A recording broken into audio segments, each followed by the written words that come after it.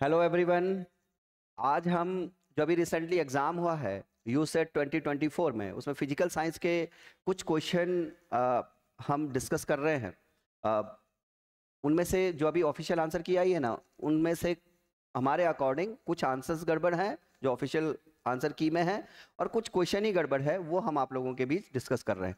अगर आपने इनमें से कोई क्वेश्चन किया है अपने एग्जामिनेशन में और आपने एग्जाम दिया है तो आप इनको क्लेम कर सकते हो, ठीक है ना। जस्टिफिकेशन के लिए आप इनको भेज सकते हो। जरा देखिए उनमें से पहला क्वेश्चन है, the ideal C by A ratio for HCP close packed structure, hexagonal close packed structure.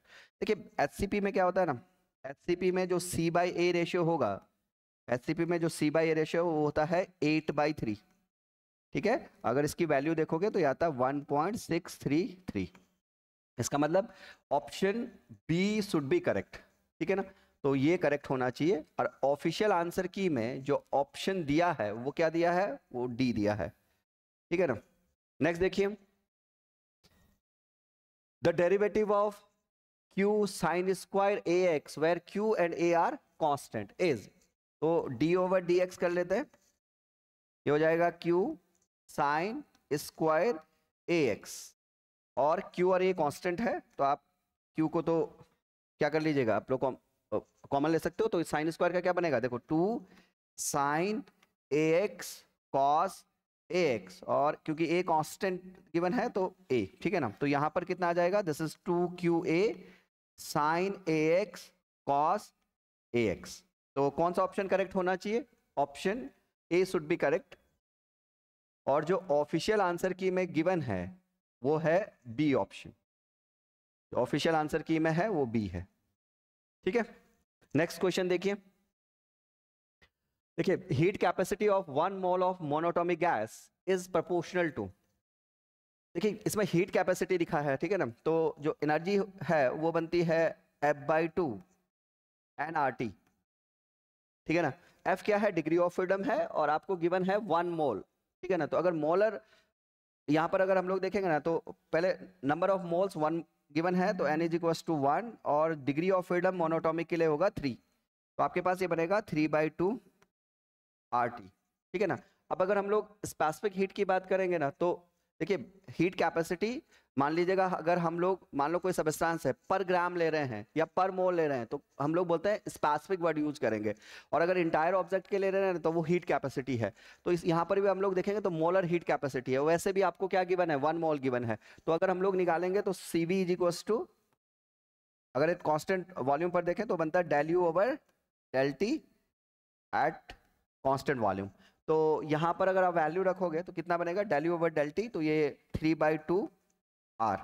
और अगर by the way constant pressure पे भी निकालना है ना, तो मेयर्स फॉर्मूला का यूज कीजिए, this is CP minus CV is equal to R, ठीक है ना। तो यहां से भी जो CP अगर आप लोग कैलकुलेट करोगे तो वो भी आपके पास बनेगा 5/2 R। क्लियर है। तो अगर आप लोग देखोगे ना दोनों केस में, चाहे आप कांस्टेंट प्रेशर या कांस्टेंट वॉल्यूम पर देख रहे हो, तो क्या हो जाएगा, इंडिपेंडेंट ऑफ टेम्परेचर है, इंडिपेंडेंट ऑफ टेम्परेचर है। इंडिपेंडेंट ऑफ टेम्परेचर का मतलब आपके पास जो ऑप्शन है वो होना चाहिए T की पावर 0। तो यहां पर देखिए कि इसका जो करेक्ट ऑप्शन है वो होना चाहिए ऑप्शन डी, ठीक है। और जो ऑफिशियल आंसर की में गिवन है ना वो ए गिवन है, ठीक है। नेक्स्ट देखिए, keeping the energy constant the volume of perfect gas off n atoms is double the change in entropy. देखिए आपको ना n एटम्स दे रखे हैं, ठीक है, आपको n एटम्स दे रखा है, n एटम्स गैस दे रखी है, और उसमें जो वॉल्यूम है इनिशियली हम लोग ले लेते हैं V, और फाइनल लेंगे तो ये आपके पास 2B हो जाएगा, ठीक है ना। और एनर्जी कांस्टेंट रखनी है, जो एनर्जी है वो आपके पास कांस्टेंट है, ठीक है ना। तो ये आपके पास कांस्टेंट गिवन है। तो यहां पर देखोगे तो फर्स्ट लॉ ऑफ थर्मोडायनेमिक्स, हम लोग dQ is equals to DU plus PdV, ये DW होता है तो PdV लिखते हैं, ये हाइड्रोस्टैटिक वर्क डन है, ठीक है ना। और एनर्जी जो है आपके पास कांस्टेंट है, एनर्जी कांस्टेंट है तो चेंज इन ये आपके पास 0 हो जाएगा, चेंज इन एनर्जी DV हो जाएगा, यहाँ पर DQ को आप लोग लिख सकते हो TdS। तो यहां से जो DS है वो आपके पास बनेगा P/T और DV, ठीक है। अब क्योंकि देखिए परफेक्ट गैस गिवन है, तो परफेक्ट गैस या आइडियल गैस वो बनेगा PV is equals to nRT। तो यहां से हम वैल्यू P/T की निकाल लेंगे, तो P/T will be equals to P/T is equals to nR/V। इस वैल्यू को आप लोग यहां रख लें, तो क्या बनेगा, ये बनेगा nR/dV/V। ठीक है, अब आप लोग इसको क्या कीजिएगा, क्योंकि वॉल्यूम आपके पास चेंज हो रहा है, वॉल्यूम डबल हो रहा है, ठीक है, तो यहां पर आप लोग इंटीग्रेशन कीजिए ds, और ये nR कांस्टेंट होगा तो आप इंटीग्रेशन के बाहर ले लीजिए, dV/V, ये V इनिशियल है जो कि, और ये V फाइनल हो जाएगा, ठीक है ना, वो आपको गिवन है, V इनिशियल V है और फिर डबल कर दिया गया। इसको सॉल्व कीजिए तो ये बनेगा nR log E, और अब आप करोगे ना तो V log के अंदर आएगा V final minus log V initial, तो बनेगा log V/A, मतलब V फाइनल ओवर V है, तो V फाइनल है 2V, तो ये बन जाएगा कितना, डायरेक्ट 2 लिख लीजिएगा, ठीक है ना, जब आप इसको इसकी लिमिट रखोगे।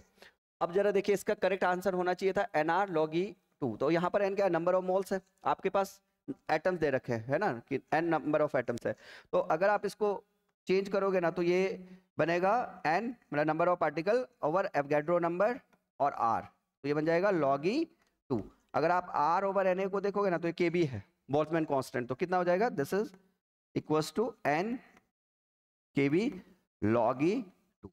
तो करेक्ट ऑप्शन होना चाहिए n kb log 2, ठीक है ना, बेस E। तो ln2 हो के अंदर, अब देखिए चारों ऑप्शन में आप लोग यहाँ पर देखिए, चारों ऑप्शन में कहीं kb नहीं है, तो इसका मतलब कोई भी ऑप्शन करेक्ट नहीं है। उसका कारण मैं आपको बताता हूं, क्योंकि जो आपके पास एंट्रोपी है ना, जो एंट्रोपी है, अगर इसकी डायमेंशन देखोगे तो वो होना चाहिए जूल पर केल्विन, और यहां पर देखिए n क्या है, नंबर, log 2 क्या है, ये भी नंबर, log E2 क्या है, नंबर ही तो है, यहां पर भी सारा, तो ये डायमेंशनलेस है, इसमें तो कोई डायमेंशन नहीं, और डायमेंशन चाहिए थी जूल पर केल्विन, तो केवी का होना बहुत जरूरी है। अब देखिए आप जब आप यहां पर केवी करोगे ना तो केवी का भी देखो, अगर आप यहां पर देखोगे ना तो यहां पर देखिए n फिर भी नंबर है, log E2 नंबर है, केवी क्या है, केवी का भी यूनिट होता है जूल पर केल्विन, तो वो मैच भी करेगा, तो यहां कोई भी ऑप्शन करेक्ट नहीं है, ठीक है ना, नो वन इज करेक्ट, ठीक है, सभी ऑप्शंस रॉन्ग है, ठीक है ना, तो इसका कोई भी ऑप्शन करेक्ट नहीं है, ठीक है, हो सकता है किसी ने n log 2 लगाया है तो वो भी डायमेंशनली करेक्ट नहीं है, ठीक है। नेक्स्ट देखिए, देखो ये क्वेश्चन ना, ये भी हमारे अकॉर्डिंग रॉन्ग है। कहा गया है कि work done by a force when displacement d, ठीक है ना, is perpendicular to the direction of the force. वो कह रहा है वर्क डन होगा अगर आपका डिस्प्लेसमेंट और फोर्स के परपेंडिकुलर है, तो डिस्प्लेसमेंट और फोर्स अगर परपेंडिकुलर है ds और f, तो वो वर्क डन 0 होना चाहिए, है ना, क्योंकि बनता है f डॉट ds, तो ये बनेगा f ds cos of theta, जो कि आप देखोगे ना तो ये रीजन में गिवन है, तो ये जो गिवन है ना ये कंप्लीट नहीं है, और इसका ऑफिशियल आंसर की ए दिया जा रहा है, तो ये तब सही है अगर आपके पास क्या होगा, यहां पर लिखा गया होगा कि work done by the force when displacement is perpendicular direction of the force is 0, तो तब ये सही है कि क्योंकि उसका फिर एक्सप्लेनेशन यही है, क्योंकि work done F D cos theta होता है और theta is the angle between force and displacement, तब ऑप्शन ए करेक्ट है, अदरवाइज ये क्वेश्चन भी कंप्लीट नहीं है, ठीक है ना। नेक्स्ट देखिए, ये जो क्वेश्चन है ना इसको भी देख लीजिएगा, for the 2 electron system if L1, और ये जो वैल्यू गिवन है ना, देखो ये इसमें अगर आप लोग इसको क्लेम करोगे ना तो ये देखिए इसमें प्रिंटिंग मिस्टेक है। देखो सबसे पहले तो L1 को L दे रखा है, ठीक है ना, जैसे 2 इलेक्ट्रॉन सिस्टम है तो L1 को L गिवन है, ठीक है, और जो चलो इसको तो मान भी लेते हैं कि चलो ये 1 है, हालांकि वो L गिवन है पर ये 1 है, फिर आपको L2 नहीं दे रखा, वो भी L1 ही दे रखा है, वो भी L1 ही दे रखा है, ठीक है ना। अगर ये देखो ये अगर ये L1 और L2 है तो तब तो ऑप्शन सही है और वो दिया भी जा रहा है, ठीक है ना, ऑफिशियल आंसर की में सही है, लेकिन ये प्रिंटिंग मिस्टेक देखोगे ना तो L1 L दे रखा है और जो L2 जो इसको L2 लिखना था वो L2 लिखा नहीं गया। अगर ये L1 L2 लिखा होता ना तो तब तो आप इसको कर ही सकते थे, क्योंकि जो L है वो आप लोग निकाल देते हैं L1 माइनस L2 से L1 plus L2 with unit difference, और S क्योंकि इलेक्ट्रॉन गिवन है तो स्पिन होगा हाफ, तो S1 माइनस S2 टू क्या बन जाएगा S1 प्लस S2। अब जब L और S आ जाएगा ना तो इनसे J बनाया जा सकता है, क्या L minus S2 L plus S with unit difference. तो ऑप्शन सी मैच कर सकता है, जो कि ऑफिशियल में भी है, लेकिन जो प्रिंटिंग एरर है वो मैंने आपको बता दिया। अब आप अगर चाहिएगा तो अगर आपने इन क्वेश्चंस को क्या कर रखा है, अटैम्प्ट कर रखा है, तो इनको आप क्लेम कर सकते हो, ठीक है। तो thank you very much, thanks a lot.